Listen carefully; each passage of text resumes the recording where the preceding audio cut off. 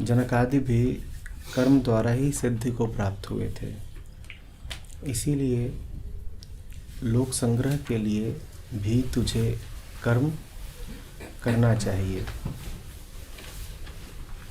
श्रेष्ठ पुरुष जैसा जैसा आचरण करता है, अन्य पुरुष भी वैसा वैसा ही करते हैं। वह जो कुछ प्रमाण प्रस्तुत कर देता है, समस्त मनुष्य उसी का अनुगमन करने लगते हैं।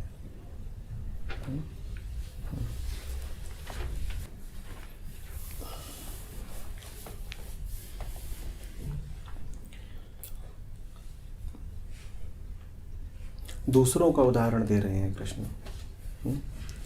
कहते हैं जनक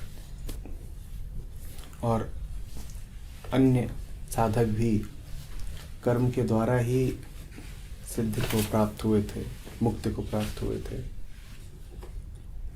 इसीलिए लोक संग्रह हेतु भी तू कर्म करता रहे। फिर कहते हैं कि श्रेष्ठ पुरुष जैसा जैसा आचरण करता है, पूरी दुनिया उसी का अनुगमन करने लग जाती है। समझेंगे इसको।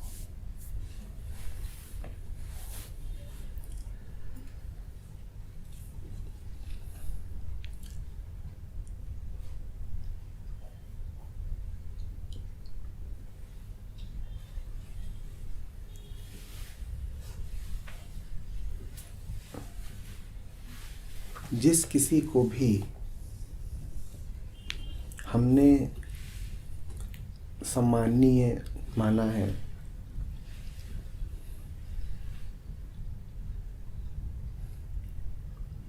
जिस किसी को भी हमने सर उठा के देखा है, उसका कद अपने से ऊंचा पाया है, जिस किसी को भी हमने आदर्श बनाया है,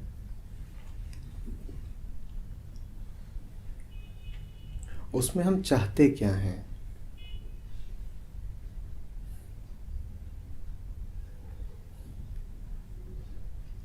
हो सकता है कि हमें ऐसा लगे कि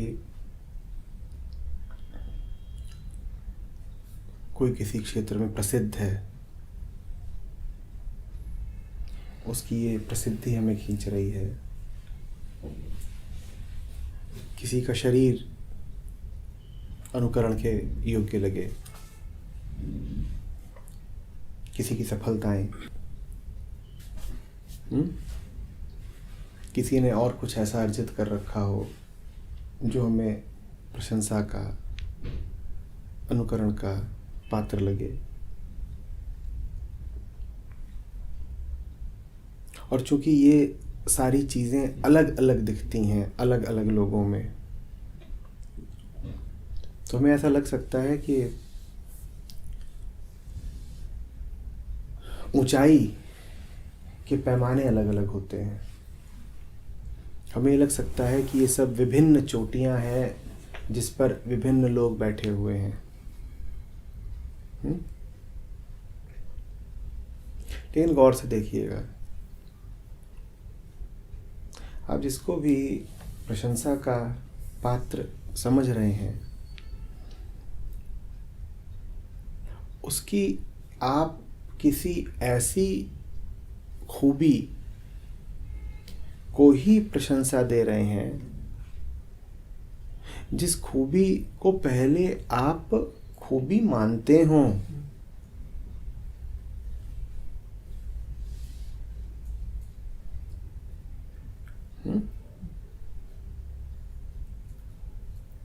किसी ने कुछ अर्जित करा, मान लीजिए क अर्जित करा, आप क्यों कहना शुरू कर दोगे कि वाह क्या आदमी है, क्या बात है? ऐसा कहना क्यों शुरू कर दोगे?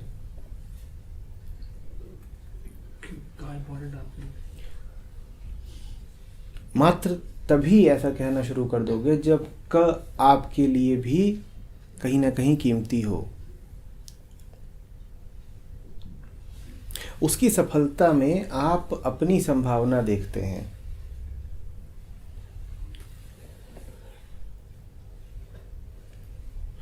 उसकी प्रतिष्ठा में, उसकी प्राप्ति में आप अपनी पूर्ति की संभावना देखते हैं। इसको वो मिल पाया जो मेरे मन की गहनतम प्यास है, तो मुझे भी मिल सकता है। आप पूजा उसकी नहीं कर रहे, आप आदर्श उसको नहीं बना रहे, आप वास्तव में आदर्श उसको बना रहे हो जिसको आप भी पाना चाहते हो। आपके मन में क की प्यास थी। कोई और दिखता है आपको जिसको देख के आपको ऐसा लगता है कि उसने क को पा लिया है, वो क के द्वार पे खड़ा है, क उसकी उपलब्धि है, आपको हौसला मिलता है। लेकिन याद रखिएगा, इसमें आप जितना सम्मान उस व्यक्ति को दे रहे हो, वो सारा का सारा सम्मान वास्तव में वो है जो आप उस व्यक्ति से पहले क को देते हो। क इतना बड़ा है कि जो क को पाले वो भी बड़ा हो गया। गौर करिए कि अगर उसने ख को पाया होता तो वो आपके लिए आदरणीय नहीं हो जाता।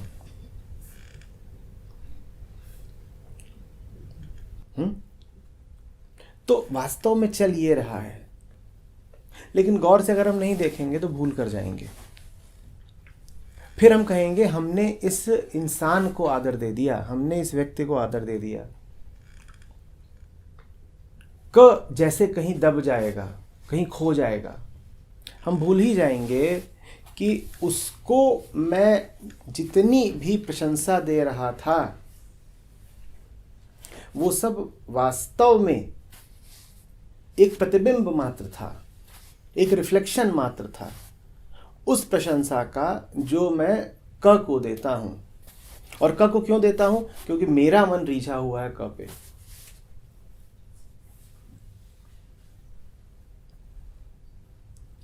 ठीक से न देखने पर, सिर्फ स्थूल को देखने पर क खो जाता है, मंजिल खो जाती है, यात्री भर नजर आता है। हम यात्री से सम्मोहित हो जाते हैं, हम यात्री को आदर्श बना लेते हैं। वो मंजिल कितनी ऊंची होगी जिस मंजिल पर पहुंचने वाला यात्री भी प्रशंसा का पात्र बन जाता है। वो मंजिल कितनी ऊंची होगी, वो मंजिल हम भूल जाते हैं। जब मंजिल भूल जाते हैं तो फिर हम ये जांचना भी भूल जाते हैं कि वास्तव में ये यात्री उसी मंजिल तक पहुंचा भी है या नहीं। हम स्वयं अगर उस मंजिल के प्रति एकनिष्ठ रहें, हम स्वयं अगर क के प्रति एकनिष्ठ रहें, तो सामने वाले का आकलन भी हम मात्र एक पैमाने पर करेंगे। क्या? कि तुझे क मिला है कि नहीं। तुझे अगर क मिला है तो मेरे लिए क के साथ साथ तू भी वंदनीय हो गया, क्योंकि तू क से एक हुआ, मैं क का वंदन करता हूं, तू और क एक है तो तेरा भी वंदन हो गया।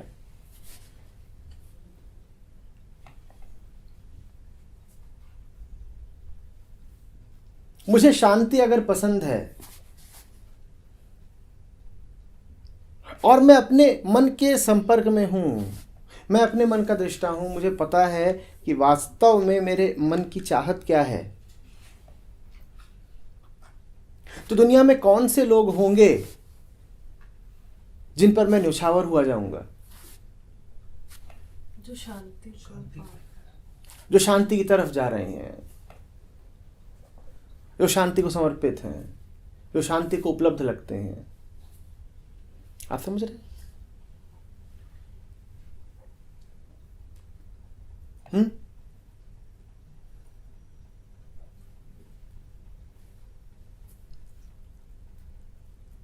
तो इसमें हम दो बातें देख रहे हैं। पहली ये कि कोई कुछ भी प्राप्त करता है, वास्तव में हमारे लिए वो अनुकरणीय इसीलिए होता है क्योंकि वो प्राप्त कर रहा है जो हम चाहते हैं। वो हमारे लिए उम्मीद बनता है, वो पा रहा हो जो आप चाहते ही नहीं, तो आपके लिए उम्मीद नहीं बनेगा। ये पहली बात। यानी कि किसी की प्राप्ति में हम क्या देखते हैं? अपनी पूर्ति देखते हैं। ये पहली बात। दूसरी बात कि पहली बात के होते हुए भी हम अक्सर भूल जाते हैं कि वो क्या है जो हम पाना चाहते थे। इसीलिए अक्सर हम गलत आदर्श बना बैठते हैं। मैं भूल ही गया था मुझे कहाँ जाना है, मैं खुद ही गलत सड़क पर आ गया हूं, मैं भूल गया मुझे क्या चाहिए। उसकी जगह उसके तमाम विकल्पों से आकर्षित हो गया। मैं चला था घर की ओर, रास्ते में हाट बाजार पड़े और वहां इतनी चीजें थीं, इतने लोग थे कि मैं बातचीत में उलझ गया।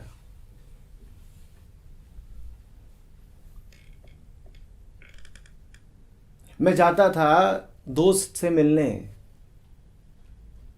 और रास्ते के आकर्षणों ने मेरी आंखें चुंधिया दी।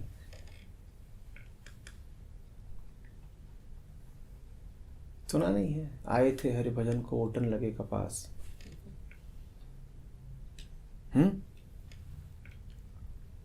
जाता था मैं विश्राम के लिए कि सो ही जाऊंगा, कि समाधिस्थ हो जाऊंगा, और रास्ते में मिल गया उत्सव, ऊंची आवाजें, थिरकते बदन, खाने पीने की सुगंध,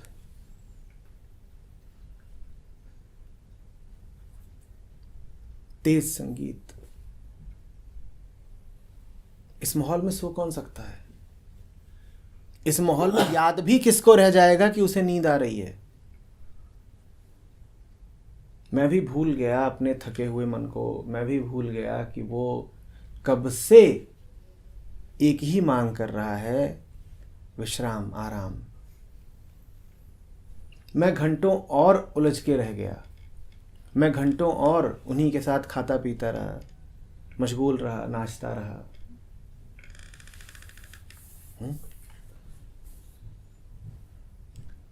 चलते तो हो राह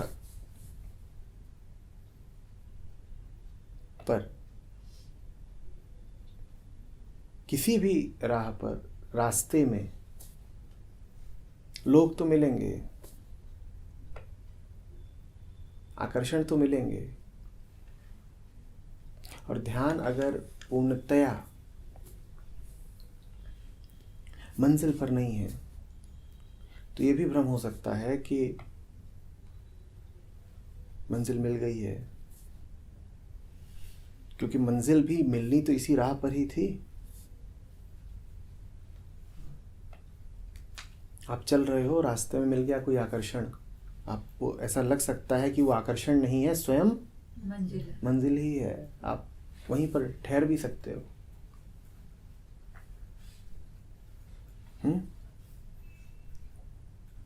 सर जो जहाँ ठहरे, डिस्ट्रैक्शन जो भी है, आप जहाँ रुक गए, आप से खाने पे रुके, किसी पे रुके, तो वो डिस्ट्रैक्शन में शांति मिल रही है आदमी को? ऐसा लग रहा है तो शांति मिल गया, तो उसको ऐसा लग रहा है कि मुझे मिल गया। तो शांति मिल रही है या नहीं, ये परखने के लिए आपके लिए पहले महत्वपूर्ण क्या होना चाहिए? शांत होना, शांति का बोध, शांति की प्राथमिकता। मैं नाच गा रहा हूं, मेरी वरीयताएं ही बदल गईं। अब मेरे लिए शांति पहली वरीयता है ही नहीं, तो अब मैं ये क्यों जांचूं कि मुझे शांति मिल रही है कि नहीं? आप यहां बैठे हो, क्या आप इस वक्त ये विचार कर रहे हो कि आपको शरबत मिल रहा है कि नहीं? क्योंकि शरबत आपकी वरीयता है ही नहीं। आप अभी जिस चीज के साथ हो वो आपके लिए इतनी कीमती है कि आप शरबत इत्यादि का ख्याल ही नहीं कर रहे। ठीक इसी तरीके से जब आप खाने पीने में मशगूल हो गए मंजिल की ओर जाते हुए, और रुक गए रास्ते में और भ्रम के साथ जुड़ गए और नाचने लगे, तो अब शांति आपके लिए क्या है?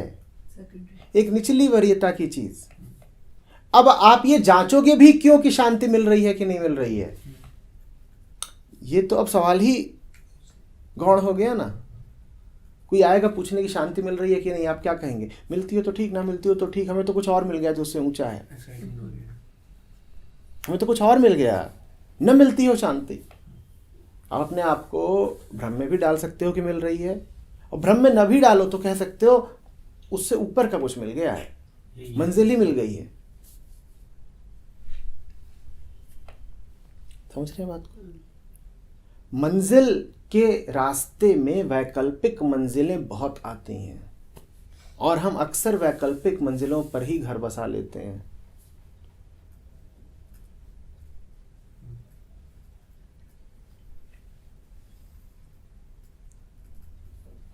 आ रहा है? समझ में आ रहा है?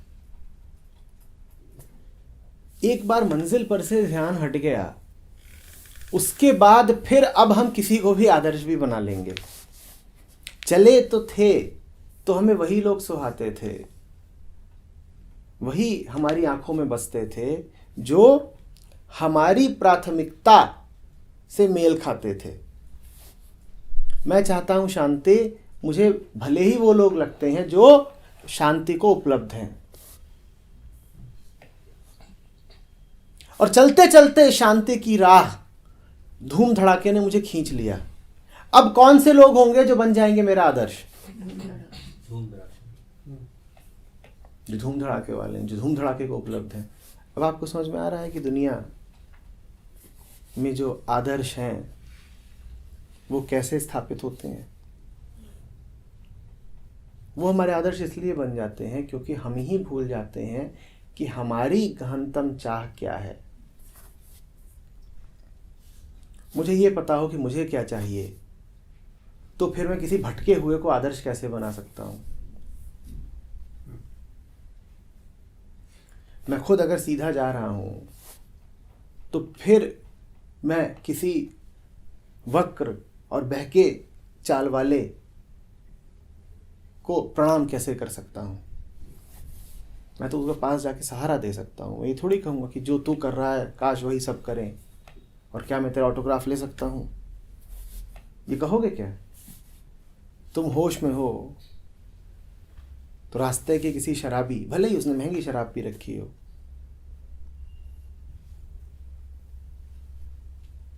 भले ही महंगे कपड़े पहन रखे हो, भले ही बहुत कुछ पाया हुआ लगता हो,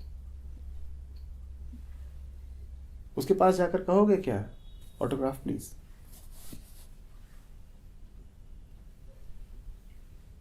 साहब जरा अपनी निशानी मुद्रित कर दीजिए, आप जैसा कोई कभी कभी ही मिलता है। कहोगे? ये तो तुम तभी कहोगे जब तुम खुद पिए हुए हो। अब तुम कुछ भी कर सकते हो, अब कुछ भी कर सकते हो। आदर्शों की बात समझिएगा, क्योंकि आदर्श हम सबके पास हैं। हम सब आदर्शों से संचालित होने वाले लोग हैं। हम में से कोई ऐसा नहीं है जो उससे प्रभावित ना हो जाता हो जो हमें संसार में, समाज में दिखता है। हम में से कोई ऐसा नहीं है जो अभी ही कृष्ण को किसी न किसी सीमा तक भूल न बैठे अगर समाज का कोई लोकमान्य आदमी, कोई बली पुरुष, कोई सिद्ध नेता अभी इसी क्षण यहाँ उपस्थित हो जाए। बिल्कुल हो जाएगा कि नहीं हो जाएगा? इसी क्षण यहाँ पर प्रसिद्धि की चोटी पर बैठा कोई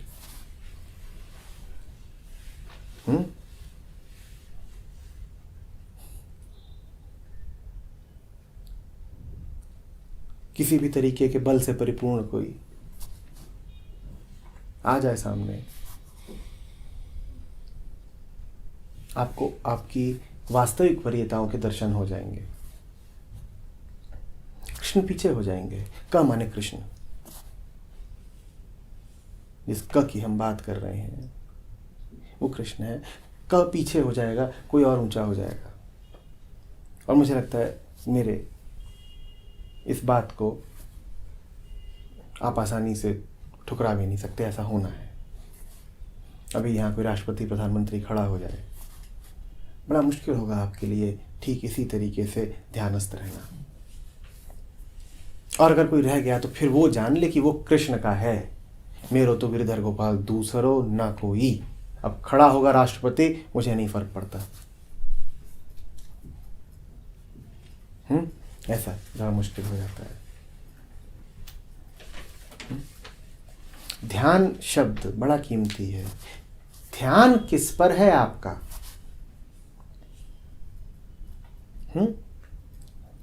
अटेंशन शब्द समझने जैसा है। और चूंकि अभी हम बात कर रहे हैं कि किसका मैं अनुकरण करता हूं, किसके मैं पीछे पीछे चलता हूं, तो इसीलिए मैं आपको अटेंशन का अटेंडेंट के साथ जो ताल्लुक है उसको देखने को कहूंगा। अटेंडेंट माने कौन? जो अटेंड कर रहा हो। अनुचर, सेवक, पीछे पीछे चलने वाला। अटेंशन से उसका संबंध देख पा रहे हैं? जो सत्य के पीछे पीछे चले वो हुआ अटेंटिव, वही हुआ अटेंडेंट। और इसी को कहते हैं अटेंशन, कि मैं तो बस उसके पीछे पीछे चलता हूं और इस जगत में मुझे प्रिय भी मात्र फिर वही है जो उसके पीछे पीछे चले। मुझे बस वही प्रिय है और कोई नहीं। मैं तो सत्य का दास हूं और किसी से मुझे कोई लेना देना नहीं है। किसका दास हूं? सत्य का दास हूं और किसी से कोई लेना देना नहीं है मुझे, उसका अटेंडेंट हूं। तो अटेंशन का और कोई मतलब नहीं होता, अटेंशन का यही मतलब होता है कि इतनी बड़ी दुनिया है, उस बड़ी से बड़ी दुनिया में भी मेरा ध्यान किस पर है? सच्चाई पर। और सच्चाई का चूंकि मैं दास हूं, इसीलिए सच्चाई फिर मुझे बताती है, निर्धारित कर देती है मेरे लिए कि अब मैं किस पर एकाग्र हो जाऊं। ये हो गया कंसंट्रेशन। तो अटेंशन समझ लीजिए वो स्वामी है जो तय करता है कि आप कंसंट्रेट किस पे करेंगे। इंद्रियां सिर्फ कंसंट्रेशन जानती हैं, फोकस जानती हैं। आंखें आपकी चहुं दिशा नहीं देख सकती। आंख अगर देख रही है तो कैसे देख रही है? फोकस्ड तरीके से ही, सीमित तरीके से ही, निर्धारित तरीके से ही। इसे कहते हैं फोकस।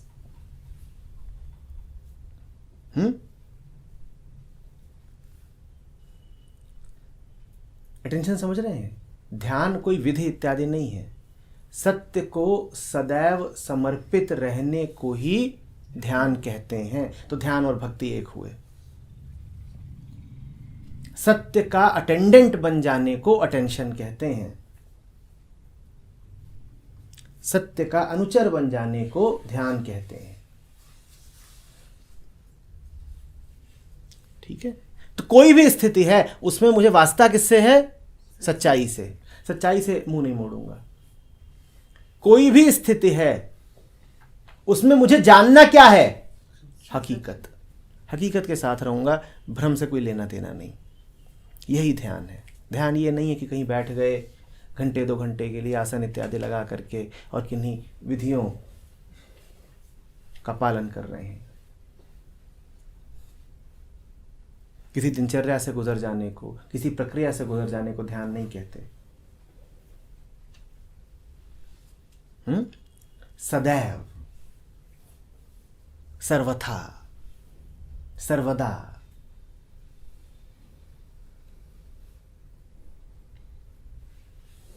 सच की ही गुलामी को ध्यान कहा जाता है। ध्यानी मजबूर होता है। ध्यान एक विकट मजबूरी का नाम है। और ध्यान और भक्ति एक है। क्या मजबूरी है उसकी? मतलब सत्य को बार बार। होगी बहुत बड़ी भीड़, हम किसके पीछे जाएंगे? होगा विचारों का कोलाहल, मैं किसके साथ हूं? आ रहे होंगे इधर से और उधर से आकर्षण, मैं किस दिशा जा रहा हूं? तो मैं तो मजबूर हूं भाई। मैंने अपना वो हक ही छोड़ दिया कि मैं किसी और को देखूं। मैं तो हो गया एक का,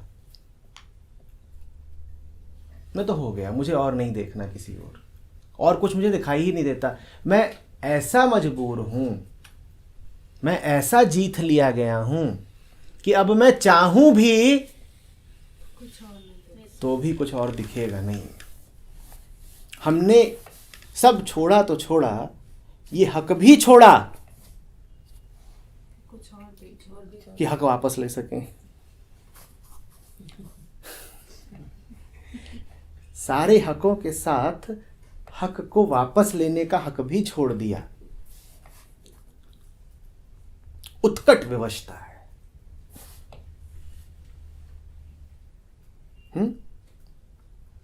एक मायने में बड़ी पराधीनता है, एक मायने में बड़े प्रेम की बात है। तो जब इस स्टेट पर आ गए, मतलब समर्पित ही हो गए सत्य को, तो अब गुंजाइश बची भी है भ्रमित होने की? होते नहीं ना, हाँ, ये आइडिया में होते नहीं ऐसे। So is it because हमारे लिए बहुत सारे होते हैं, एक नहीं होता। जो समर्पित है उसके लिए पराधीन जैसा कुछ होता भी होगा। हाँ, क्योंकि पर मिट गया। पर शब्द वो तो रहा ही नहीं ना, वो तो गया। वो तो प्रासंगिक ही तभी तक है जब तक दूरी हो। पूर्ण समर्पण का मतलब होता है कि भाई अब तुमसे बचेंगे क्या, तुमसे दूरी क्या बनाएंगे, आ ही गए, लो तुम्हारे सामने खड़े हैं, तो पराधीन नहीं है। अब उसको आप ऐसी स्थिति बोल देते हैं जिसमें पराधीनता स्वाधीनता बन गई है, क्योंकि पर स्व बन गया है। जो पराया था, जो दूर दिखता था, उसी से अब संयोग हो गया है, एक हो गए हैं, तो पराधीनता बन गई है पूर्ण स्वतंत्रता, यही पूर्ण स्वाधीनता। सर जो भ्रमित हुए, जैसे आपने उस दिन कहा था कि अर्जुन भूल गया, गीता के बाद सब कुछ भूल गया, तो इज इट बिकॉज आपको फर्स्ट इंस्टेंस पता नहीं एग्जैक्टली आपको क्या चाहिए, तभी ऐसा हुआ? ऐसा क्यों हुआ कि आप पाके भी आप भूल गए? आपको पता ही था मुझे ये चाहिए था। नहीं, शुरुआत में ही क्या कहा था कृष्ण ने? प्रकृति के 3 गुण हैं। ये जो देह लेके पैदा हुए हो ना, ये जो हवा है, ये जो बादल है, मिट्टी है, आसमान है, इसमें 3 गुण विद्यमान हैं। उनमें भूलने का गुण भी है, उनमें काली नींद का गुण भी है, तमस। उनमें उत्तेजना का भी गुण है, और उनमें जानने का भी गुण है। और फिर गुणों के बाहर कोई है जो 3 गुणों से ऊपर का कुछ दे सकता है, गुणातीत। तो भूल जाते हो, ये संभव इसीलिए है क्योंकि देह मिट्टी की है, क्योंकि सांस लेते हो, क्योंकि सूरज, धरती है, आसमान है, ये सब प्रकृति है,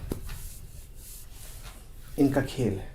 तभी तो कहते हैं शुरू में ही कि इंसान प्रकृति के 3 गुणों से परवश हो करके, यही उन्होंने शब्द प्रयोग किया, परवश हो करके, इनके अधीन हो करके। छोटे से कान हैं, पूरा सुनते नहीं, छोटा सा भेजा है, पूरा समझता नहीं, नन्ही आंखें हैं, पूरा देखती नहीं, यही तो प्रकृति गुण है। नन्ही नन्ही कोशिकाएं हैं, जरा जरा सी ऊर्जा संचित रखती हैं, थक जाती हैं, फिर सो जाती हैं।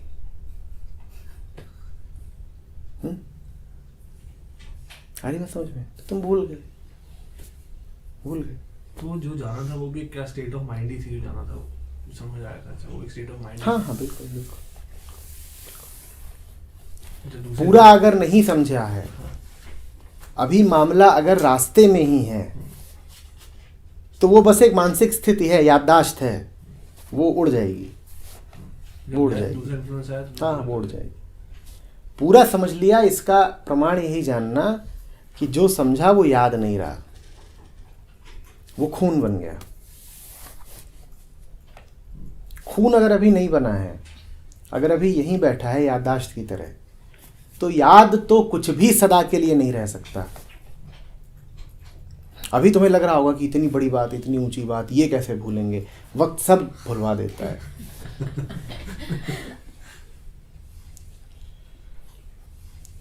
हरी बात समझ में?